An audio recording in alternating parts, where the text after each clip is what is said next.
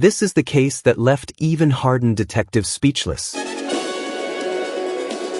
would never touch that little girl. I loved her more than I loved myself. Breaking news, a man publicly accused of homicide and the death of a 3-year-old Exeter girl speaks exclusively to CBS 47 News. Chris Cheary and the girl's mother are persons of interest in this case. He sat down tonight with CBS 47's Catherine Herr. She joins us live in Tulare County with the exclusive details. Catherine.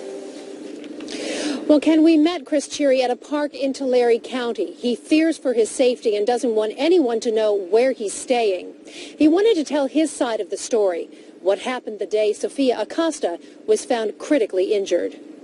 We were just downstairs smoking heroin. We had smoked some pot, and that's about it. Like, that's all we were really doing. Like, and the girls were upstairs in the bedroom, sleeping. Chris Cheary said he and his girlfriend, Erica Smith, were doing drugs in the apartment they shared the afternoon of Saturday, May 7th. He believed 3-year-old Sophia Acosta was asleep in her bed. Chris said he heard a sound and went to check on the little girl. I had found her on the ground next to the bed, and she had vomit, and she was knocked out with her eyes, like she was unconscious, but with her eyes open. Chris says he washed Sophia off in the tub while the child's mother ran for help. Chris says there was a miniature metal shopping cart next to Sophia's bed. He believes Sophia hit her head on the cart. I was exactly right at the head of her bed on the floor where her head was.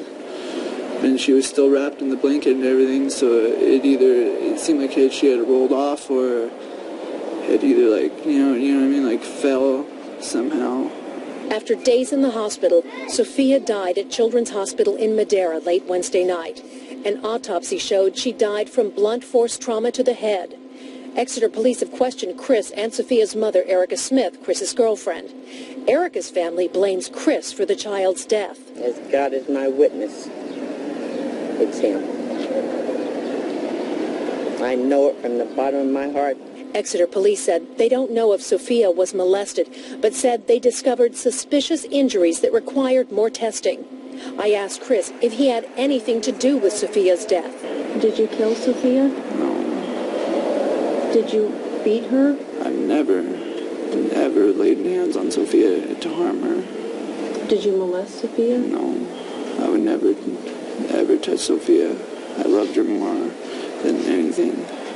And to those who believe he killed Sophia? I would honestly give my life for that little girl to be alive. I would gladly switch Sophia positions, in a heartbeat. Chris admits he's been a heroin addict for 6 years. He says he checked himself into rehab a week ago, but was kicked out because of the police investigation into Sophia's death. We tried to contact Exeter police tonight for an update on the case, but were unable to reach anyone at the department. Live in Tulare County, Catherine Herr, CBS 47, on your side. What you just heard was only a glimpse of the nightmare behind this case. On May 6, 2011, 3-year-old Sophia Acosta's life was cut short in the most brutal and unimaginable way. A crime so disturbing that prosecutors would later call it one of the worst cases of child abuse and torture they had ever seen. At the center of it all, 26-year-old Christopher Cheary, a man whose actions would shock an entire community and eventually lead to the ultimate punishment, a sentence of death. Let's dig into their background. To piece together how this tragedy unfolded, we need to look closely at the people whose lives became intertwined in the most devastating way. Christopher Cheary was 26 years old in the spring of 2011. He lived in Riverside County, California, in a quiet neighborhood where the houses all looked the same and life seemed ordinary. To many, he came across as a man trying to find his way, but those who knew him better saw a darker reality. He was quick to anger, controlling in his relationships, and had a history of behavior that hinted at deeper issues. Friends described him as unpredictable, a man who could switch from calm to furious in an instant. Through a relationship, Cheary entered the life of a young mother, and with her, her daughter, 3-year-old Sophia Acosta. Their relationship placed Cheary in a position of trust, one he would ultimately shatter. Sophia was born in 2008, the light of her mother's life. She was a child full of energy and curiosity, playful, affectionate, and with an innocence only a toddler could have. Her family remembers her bright smile, her laughter, and the way she clung to her mother's side. At just 3 years old, her world was simple: cartoons, playtime, and the comfort of being with the people she loved. But while Sophia represented innocence, the man in her mother's life represented danger she could never understand. Neighbors later told investigators they sometimes heard arguments between Chu and Sophia's mother. His voice would rise, sharp and aggressive, while hers grew quieter, almost as if she had learned not to push back. To outsiders, it may have seemed like a rocky relationship. But behind closed doors, it was becoming something more dangerous, a situation where control and anger took root. Still, to Sophia's mother, Christopher was her partner, the man she trusted, the one she let into her home, into her life, and most painfully, into her daughter's world. And Sophia, at just 3 years old, accepted him simply because her mother did. She was too young to see the warning signs, too young to sense the danger in his temper. May 6, 2011, began as an ordinary Friday. For Sophia, it was another day of being a little girl, her life still filled with play, still free of fear. But for Christopher Cheary, something was shifting. That day, events unfolded that no one in Sophia's family could have predicted. By evening, the fragile sense of trust would be destroyed, and Sophia would be gone. Discovery, May 7, 2011. On the evening of May 7, 2011, paramedics responded to an Exeter apartment after a frantic 911 call reported an unresponsive 3-year-old girl. They found Sophia Acosta, just 3 years old, naked, barely breathing, and wrapped up on the floor. Medics managed to revive her pulse and rushed her first to Kauai Delta Medical Center, then had her airlifted to Valley Children's Hospital in Madeira. Despite every effort, Sophia never regained consciousness. Medical findings and trauma evidence. At court, doctors revealed disturbing injuries. One of the physicians who treated Sophia testified that she witnessed severe trauma, a child who had been tortured, with bruising, bleeding, and injuries far beyond anything accidental. Toxicology results showed Sophia tested positive for marijuana, and investigators confirmed the presence of drug paraphernalia, including heroin residue, inside the apartment. Autopsy and expert testimony. The medical examiner explained that Sophia's brain was dead due to oxygen deprivation, caused by multiple blunt force traumas spread across her body. Investigators confirmed the injuries were non-accidental. Sophia had been both sexually abused and brutally beaten until her small body could no longer endure the pain. Timeline of events. May 7, 2011, Sophia was discovered unresponsive, rushed to hospital. Following days, doctors confirm extensive injuries and drug exposure. May 11, 2011, Sophia dies from brain hemorrhage and trauma. Trial, 2016. Testimonies confirm abuse, disproving claims of accidental injury. Evidence: drugs in system, blunt force trauma, and sexual abuse confirmed. Why this matters? This moment represents the heart of the tragedy, a child's final hours, the betrayal by someone trusted, and the medical evidence that stripped away all doubt. It shows not only the brutality of the crime but also the irrefutable truth that Sophia's suffering was no accident. Investigation and trial. Just hours after doctors raised the alarm about Sophia's injuries, investigators turned their focus to the man who had been alone with her, Christopher Cheary. On May 7, 2011, the same night Sophia was rushed to the hospital, police questioned him. His story was full of contradictions. He claimed the little girl had fallen and hit her head, but the extent of her injuries, widespread bruises, internal bleeding, signs of trauma, did not match his explanation. Within days, police arrested Cheary. The charges were staggering: murder, sexual assault of a child under 10, and aggravated child abuse. Forensic evidence. The forensic pathologist's testimony was devastating. Sophia's brain showed evidence of catastrophic swelling, consistent with repeated blunt force trauma. Her body carried injuries both old and new, signs of sustained abuse. DNA evidence, coupled with toxicology reports, pointed directly to Cheary. Sophia had traces of marijuana in her system. Prosecutors argued this meant she had been exposed to drugs while in his care. Detectives also seized drug paraphernalia from Ch's apartment, a home that should have been safe, but instead became a crime scene. Witness testimonies.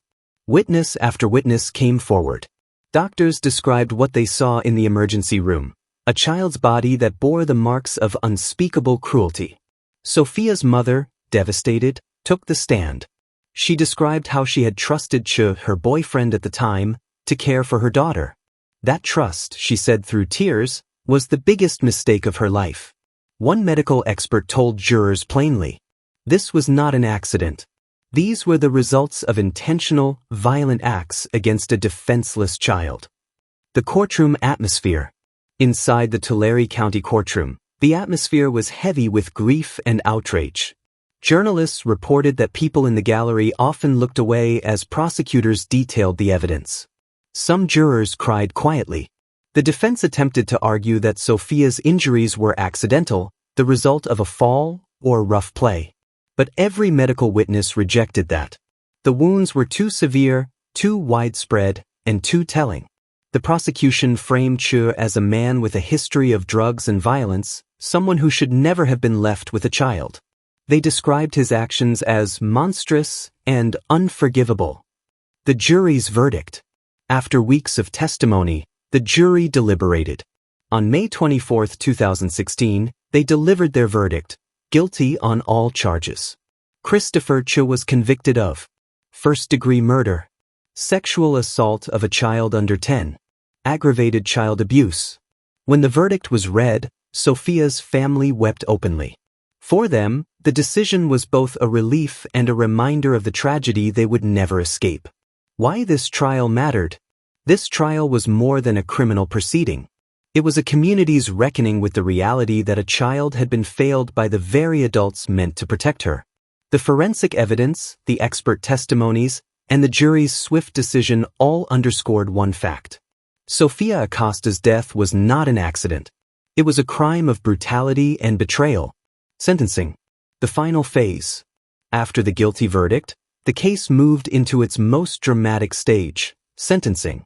For Sophia's family, this was the moment they had been waiting for since May 6, 2011. The courtroom would now decide, should Christopher Ch spend the rest of his life behind bars, or face the ultimate punishment, death? Arguments for the death penalty. Prosecutors argued forcefully. They reminded jurors of the brutality Sophia endured, a 4-year-old girl beaten, violated, poisoned with drugs, and left unconscious until it was too late. They told the court that Sophia's final moments were filled with pain and terror, and that she had shown no remorse. One prosecutor described him as a predator who saw a child not as a human being, but as an object to destroy. The jury listened in silence, many of them visibly shaken by the reminder of the details they had already heard. Defense pleas. Ch's defense team asked for mercy. They argued that life in prison without parole was punishment enough. They pointed to his history of drug abuse, mental instability, and claimed that he was not beyond rehabilitation. But jurors had already made up their minds about the nature of his crimes. The sheer violence inflicted on Sophia outweighed every plea for leniency. Voices from the family. The most emotional moments came from Sophia's family, who gave their impact statements. Her mother, through tears, told the court, "I trusted him with my little girl. That trust killed her. Every night I hear her voice, and every night I remember I couldn't save her." Other relatives spoke of Sophia's laughter, her love for coloring books, the way she held her blanket at night. They described how those memories were now forever stained by the horror of her death. One family member looked directly at Ch and said, "You didn't just take Sophia. You took our future, our peace, our ability to sleep without nightmares." The judge's words. On the day of sentencing, the courtroom was filled to capacity. Reporters, law enforcement, and members of the public sat shoulder to shoulder. The judge addressed Ch directly. His words carried both gravity and sorrow. "What you did to Sophia Acosta is beyond comprehension. It was calculated, it was cruel, and it was unforgivable. This court cannot overlook the suffering you caused, and it will not." With that, the judge pronounced the sentence. The atmosphere in court. Gasps filled the room. Some in the gallery cried openly. For Sophia's family, the ruling was a mixture of relief and grief. They had fought for justice for 5 long years. Now they finally had an answer. Outside the courthouse, family members said they felt Sophia's spirit was finally at peace, though the wound of her loss would never fully heal. What the sentence means. The death penalty sentence against Christopher Cheary was one of the harshest possible punishments in California law.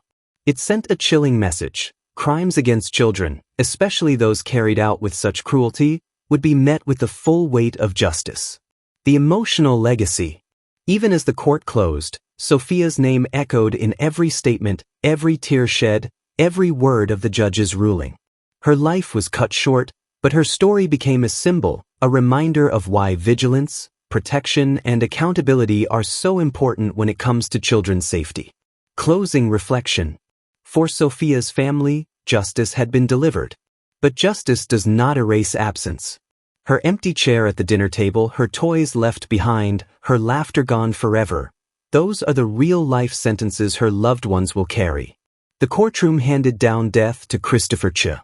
But for Sophia's family, the true punishment is living each day without the little girl they lost on that tragic May night.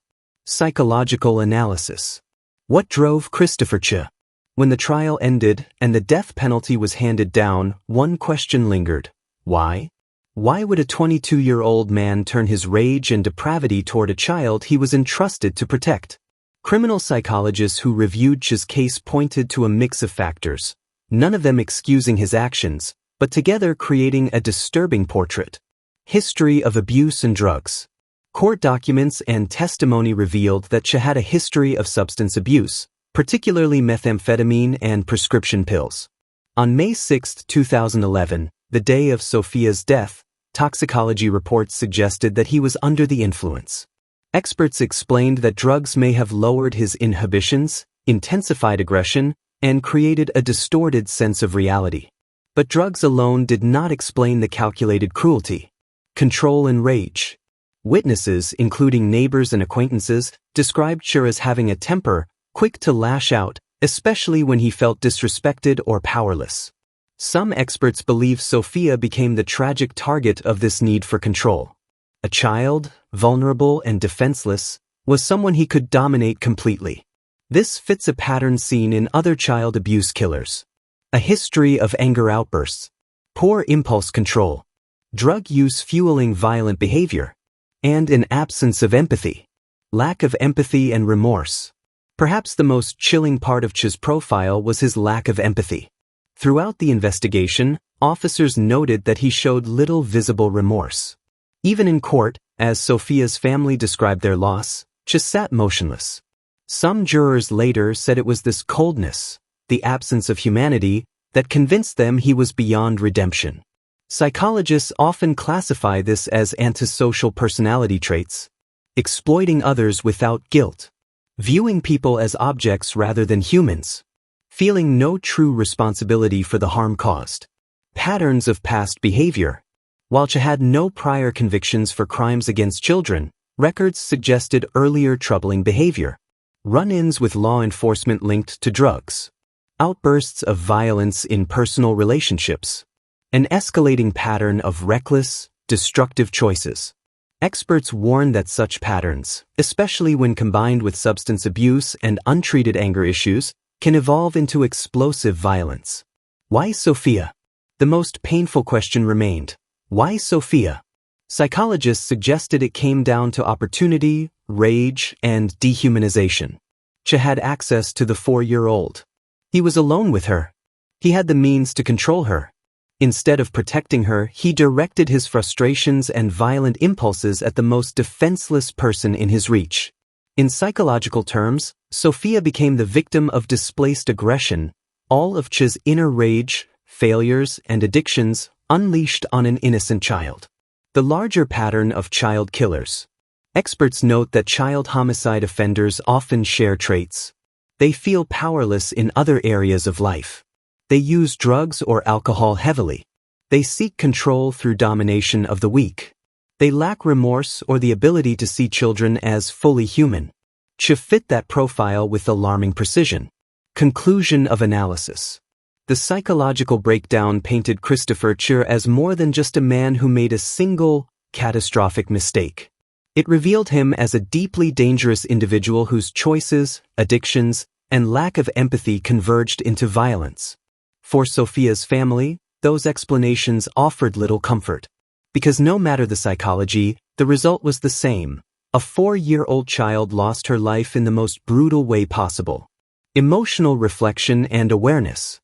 Sophia's story is not only about a crime, it's about the fragility of life and the vulnerability of children who depend entirely on the adults around them. A 4-year-old cannot fight back. A 4-year-old cannot run away, cannot call for help, cannot even fully understand what danger is. Children live in complete trust, trusting that adults will protect them, feed them, and keep them safe. When that trust is betrayed, it is the most devastating violation imaginable. Why this case hurts so deeply? Sophia's death struck a chord because she represents innocence itself. She never had the chance to grow, to laugh through her first day of kindergarten, to experience life's joys. Her story reminds us that behind every headline, behind every courtroom verdict, there is a child who had dreams, a family who will forever grieve, and a community left to wonder how it all went so wrong. The broader reality of child abuse.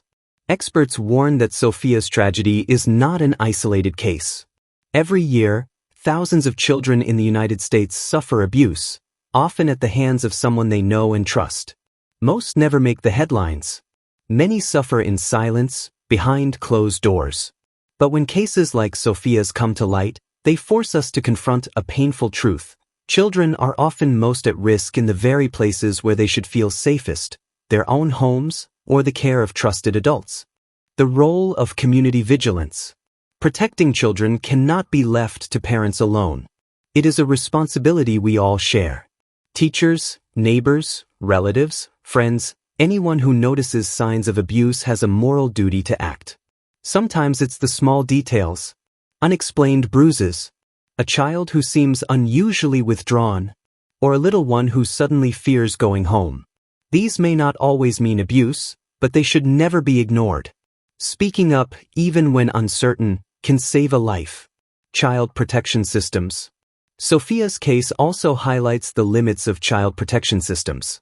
Social services and law enforcement often intervene after warning signs are reported. But by then, for many children, it's already too late. That is why prevention begins with awareness.